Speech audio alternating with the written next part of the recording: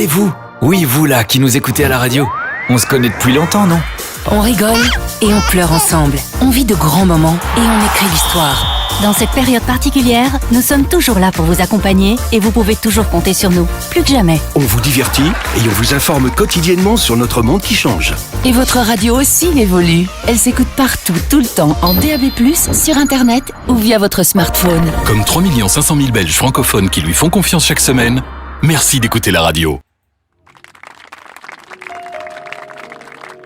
Bienvenue frères et sœurs à Radio Parole Vivante. Et aujourd'hui, nous allons, à travers la parole de Dieu, nous allons justement voir une note biblique. Alléluia. Que Dieu vous bénisse à tous qui écoutez au nom de Jésus. Et aujourd'hui, notre Radio Parole Vivante, notre programme d'aujourd'hui, ce sera une petite note biblique que je voudrais partager avec tous les auditeurs et toutes les auditrices au nom de Jésus.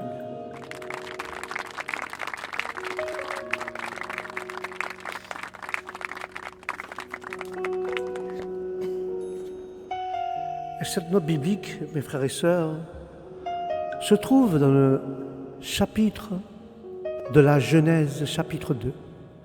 Et le chapitre 2 nous parle du Jardin d'Éden.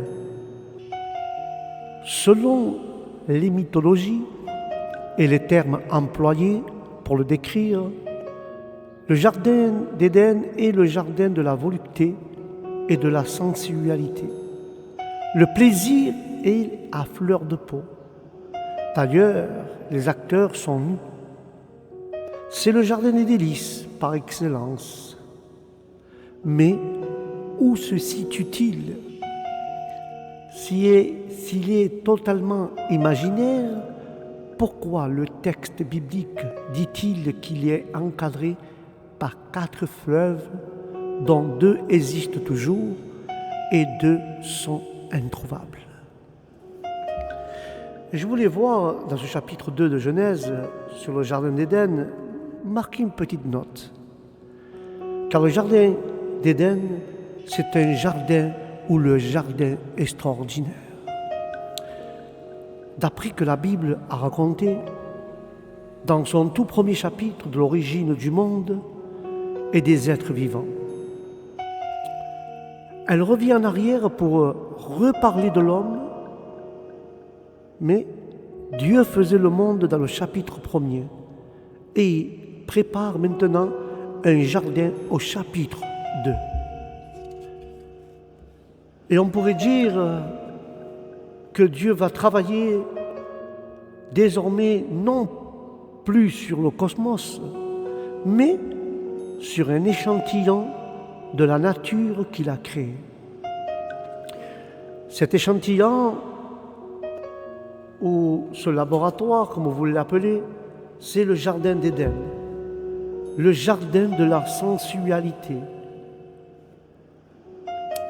Le terme mieux utilisé pour parler de ce lieu, c'est celui qui donne le mot parc, du mot persan qui pardes, ou paradis, qu'en grec c'est paradision, ou jardin en grec.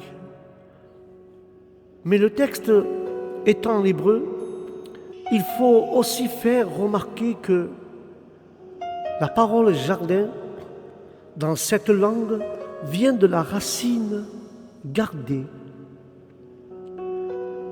Et là, nous voyons d'un clin d'œil le garden gardé, le garden of Eden, le garden gardé, le jardin gardé, le jardin d'Éden sera le lieu gardé où Dieu accordera une protection particulière à l'homme au nom de Jésus.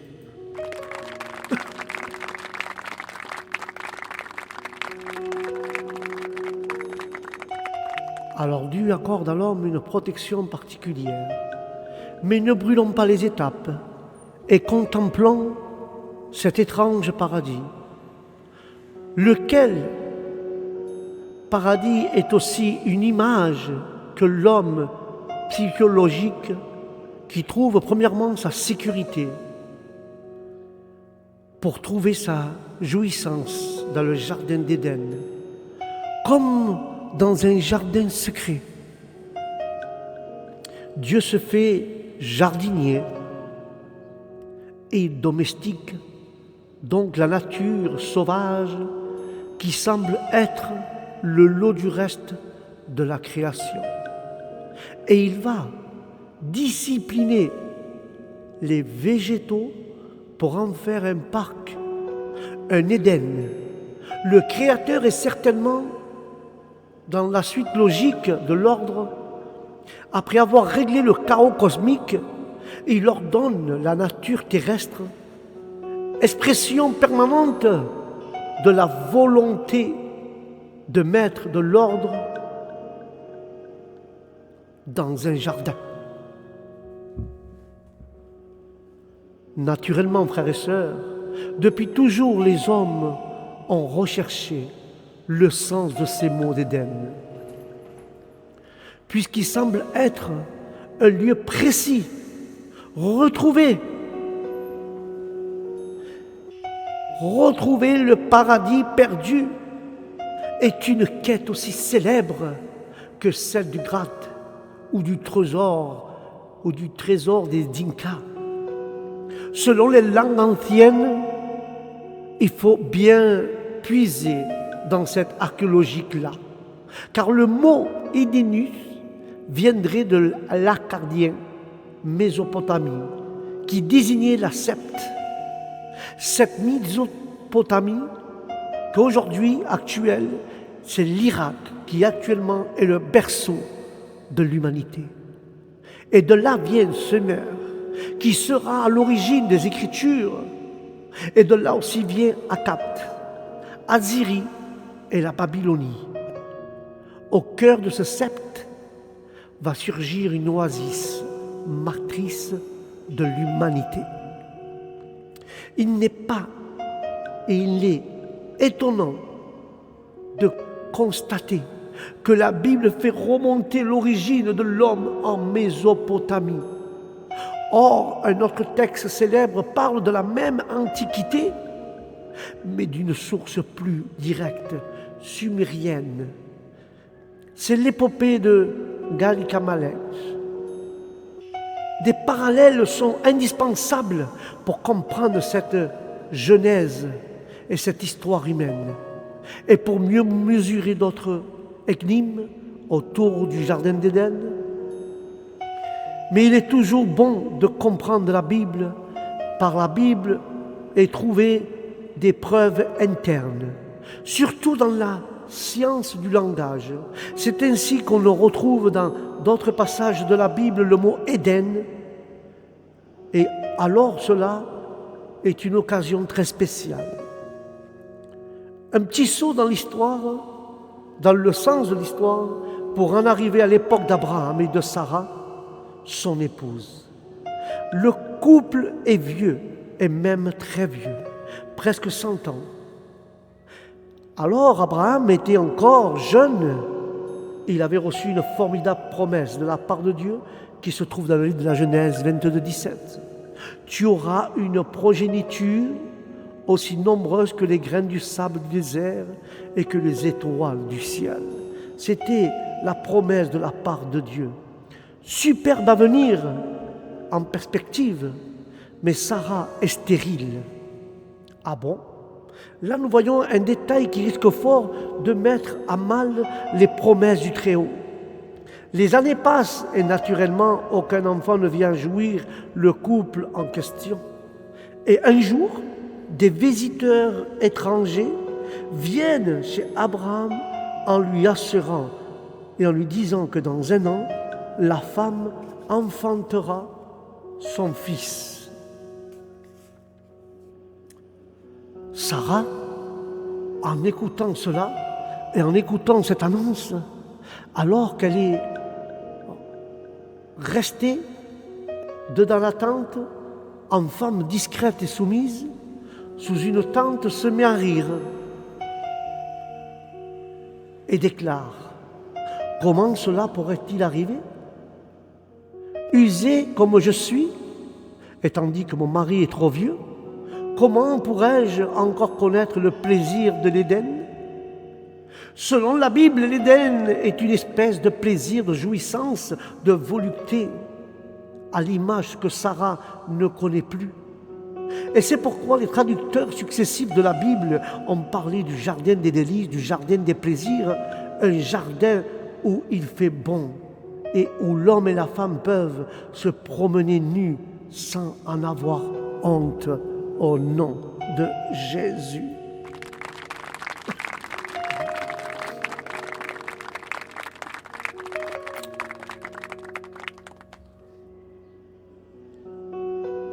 C'est dans ce jardin à fleurs de sensualité que l'homme et la femme sont placés, parce qu'ils le sont, et que l'on sait que ce paradis est un lieu de plaisir.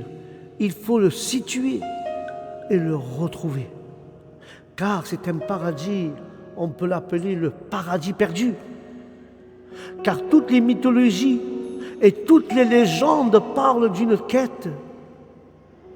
C'est celle du Graal, ou d'un trésor, ou même d'un jardin extraordinaire, très loin du monde connu, et de l'autre côté du miroir, ou d'un rétroviseur embué de nostalgie.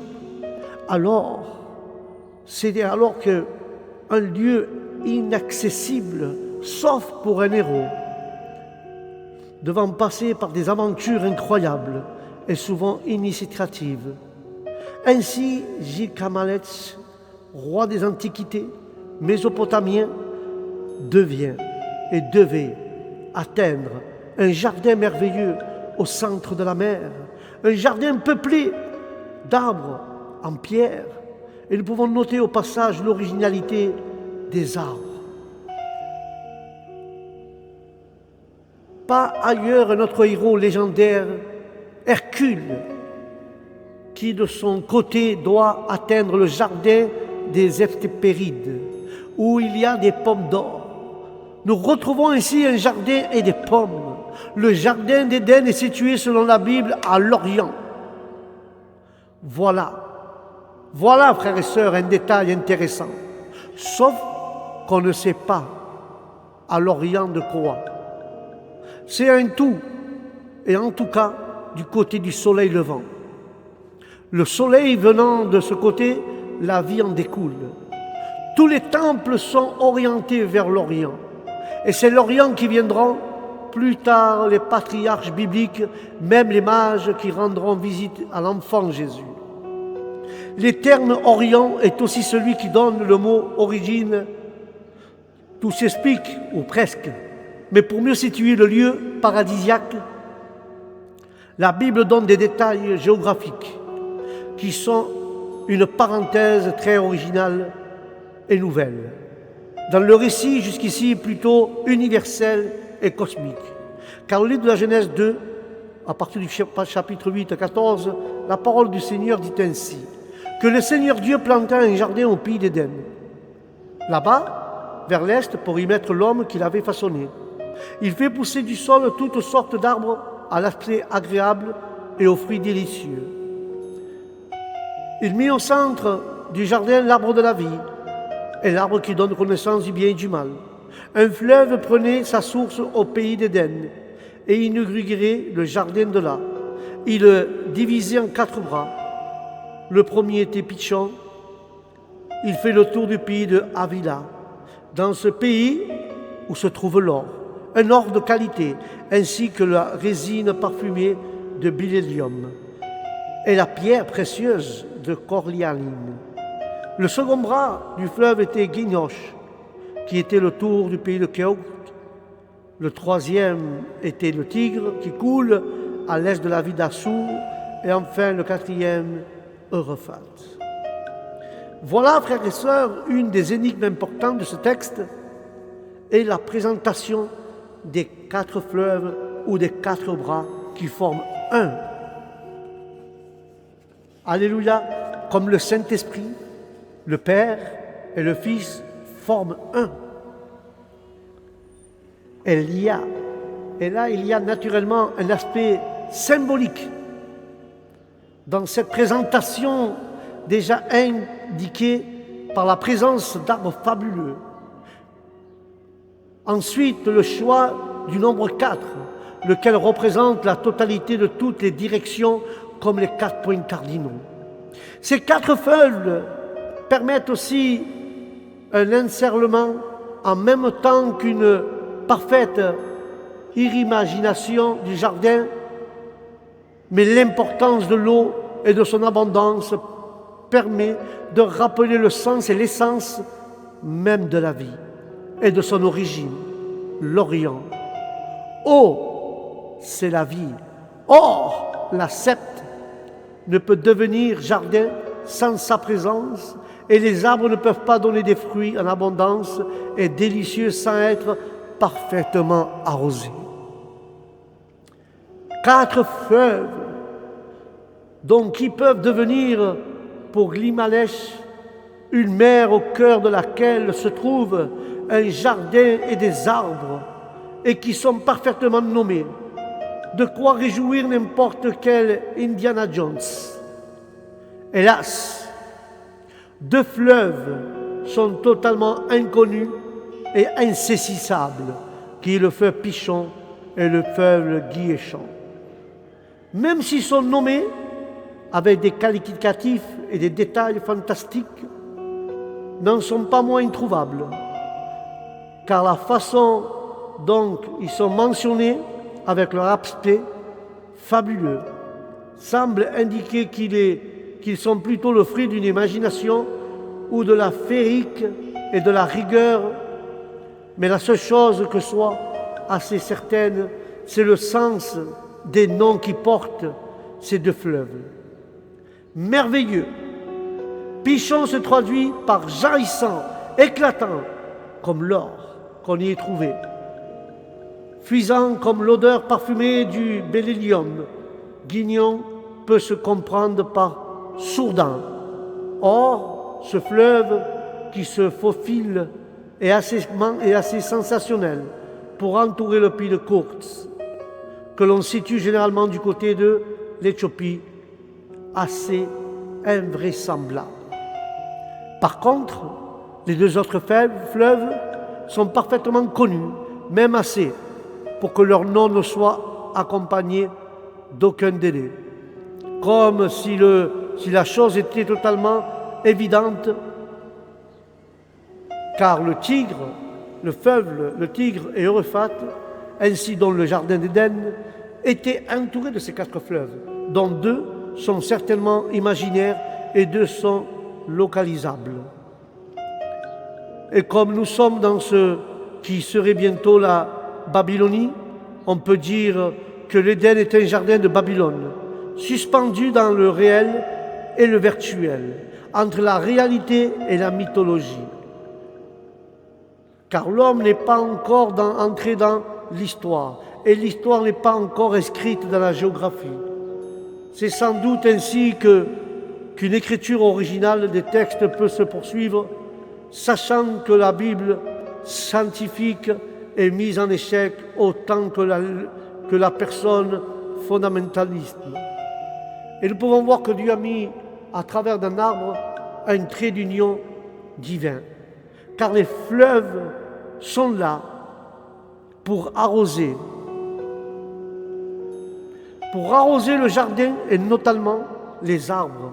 De façon surprenante, frères et sœurs, alors que toute la création est en place et que ces arbres sont apparus dès le 3e jour, il semble que dans un échantillon de la septe, Dieu plante de nouveaux arbres pour constituer le fameux jardin d'Éden.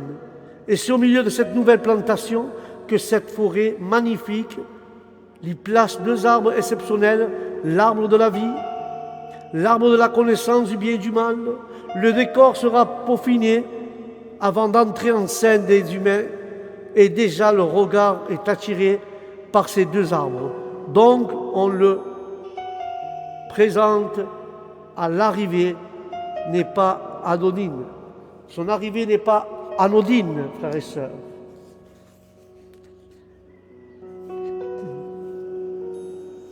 car nous savons que l'arbre, et surtout celui qui cache la forêt, est une image essentielle de la mythologie et les religions.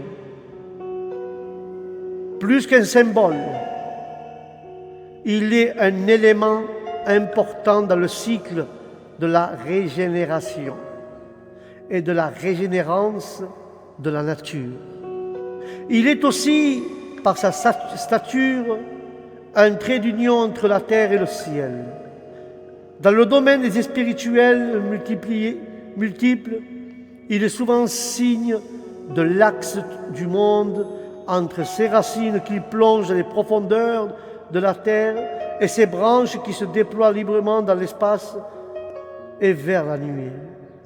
Et dans plusieurs religions, l'arbre est lié à une divinité. Le sapin est associé au dieu Attis, dieu phénicien et gyrien de la végétation. Le cèdre au dieu Osiris, Égypte. Le chêne à Zeus en grec, le laurier à Apollon. L'arbre est signe de vie. Ainsi en Égypte encore, les déesses Hathor est dans un arbre duquel elle donne à l'âme du mort la nourriture. Mais dans la Bible, les rois des nations sont parfois divinisés et comparés à des arbres. Le pharaon égyptien est associé au cèdre d'Oasis et le roi de Babylone, Nabuchodonosor, est comparé à un arbre tout-puissant culminant tous les autres et dans lequel tous les oiseaux de la terre se nichent. Or, la Bible refuse catégoriquement que les arbres soient divinisés pour devenir des poteaux sacrés. Qu'est-ce que donc ces deux arbres de la forêt d'Éden qui, par leur nom, sont bien indiqués comme étant spacieux?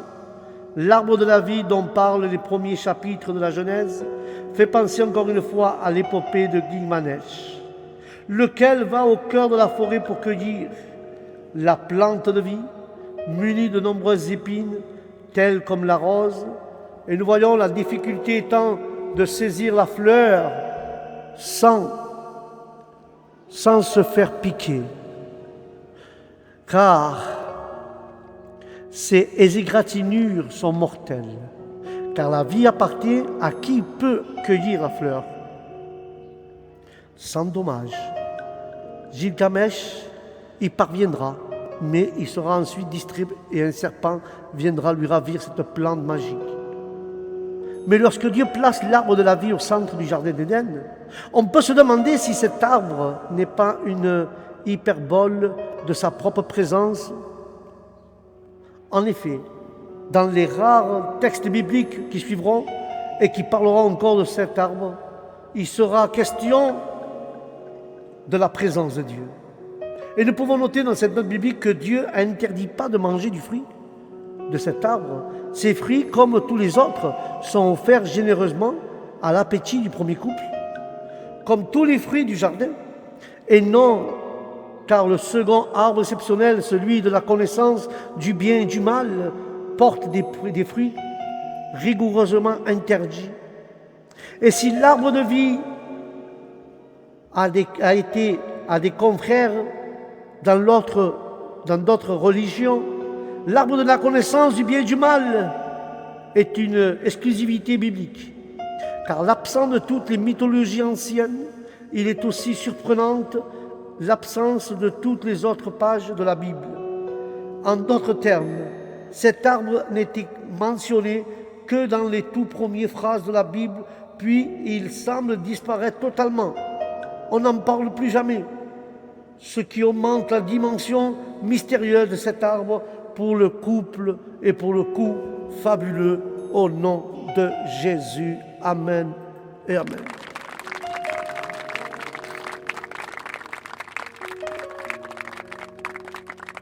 Quand nous voyons les livres de Talmud qui tentent d'expliquer la Torah, proposent de voir en cet arbre l'esprit scientifique qui permet de distinguer ou de discerner ce qui est bon ou juste ou injuste. Pour bon, nombre de savants, juifs et érudits, rabbins, cet arbre est celui de la confusion, du bien et du mal, plus que celui de la connaissance. Manger du fruit de cet arbre, c'est entrer en confusion, dans le mélange des genres et finalement dans le chaos, manger, malaxer, mélanger.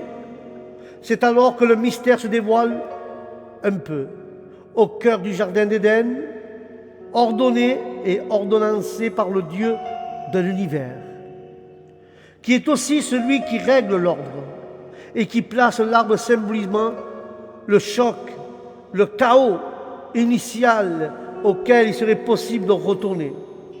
Car l'arbre de vie étant celui de l'ordre de l'arbre de la confusion et celui de l'avant-création du chaos possible. D'où le verdict vient de là. Si vous mangez, vous mourrez. Vous perdez contact avec l'autre arbre, celui de la vie.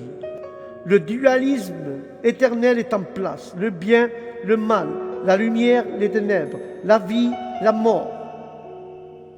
Car le jardin des délices et tous ses plaisirs deviennent, comme il se doit, le lieu de toutes les tentations possibles. Le même Dieu qui plante le jardin et place les deux arbres, dont l'un est mortel et l'autre est source de vie, dira dans quelques pages plus loin de la Bible, « Voici, j'ai mis devant vous, devant toi, la vie et la mort. Choisis la vie afin que tu vives. » Et là, nous pouvons voir le choix. Voilà l'inévitable, l'incontournable choix qui fait de l'homme un être responsable et libre, sans quoi il n'est plus qu'une marionnette. Car le choix est aussi le lieu de tous les doutes, de toutes les erreurs possibles. Saisis la liberté et l'aspiration la plus haute de l'homme. Sans cette liberté, il n'y a rien. D'où la présence redoutable de ces deux arbres au cœur du centre de la forêt. Comme je vous ai dit, Dieu a créé un jardin, un échantillon. Nous pouvons l'appeler le laboratoire de l'humanité. Voilà le décor que Dieu a planté dans le jardin d'Éden, le laboratoire de l'humanité. C'est celui du prochain drame. Dieu a fini de jardiner. Et selon l'expression biblique, il prend l'homme pour le mettre dans ce jardin.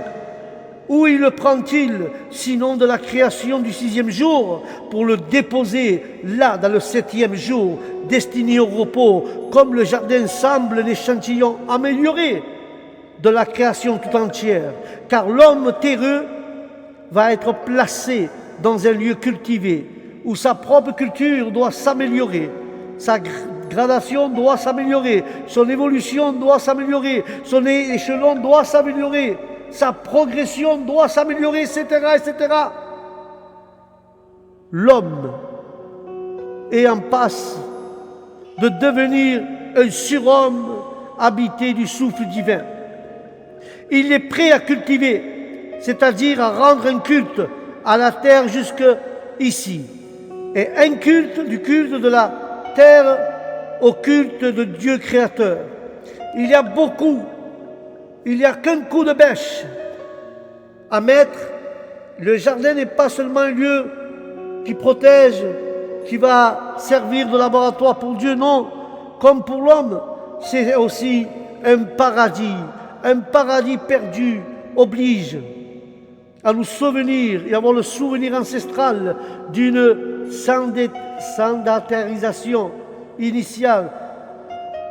Sédentarisation initiale est disparue.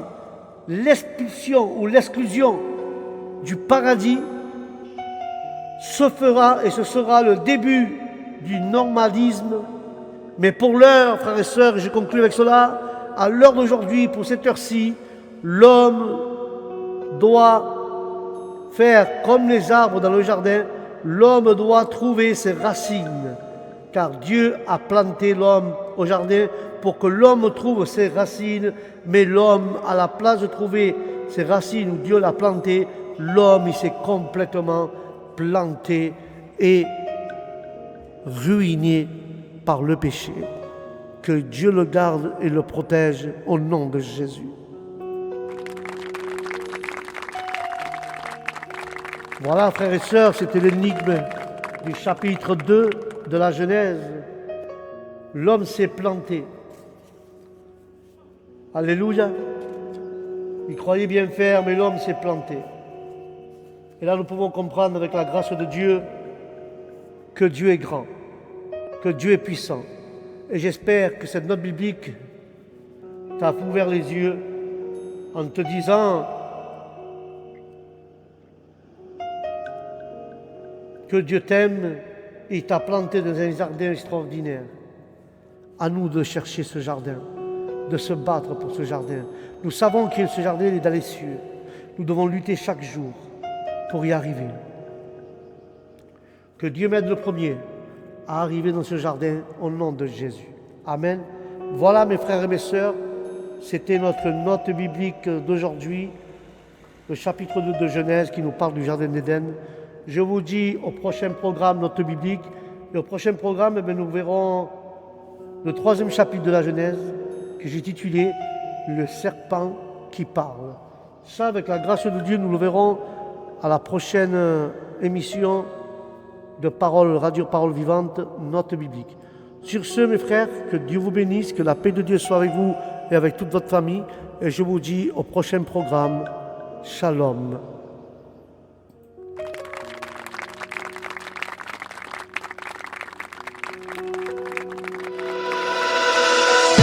Et vous?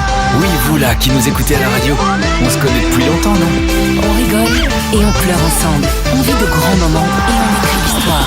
Dans cette période particulière, nous sommes toujours là pour vous accompagner et vous pouvez toujours compter sur nous. Plus que jamais. On vous divertit et on vous informe quotidiennement sur notre monde qui change.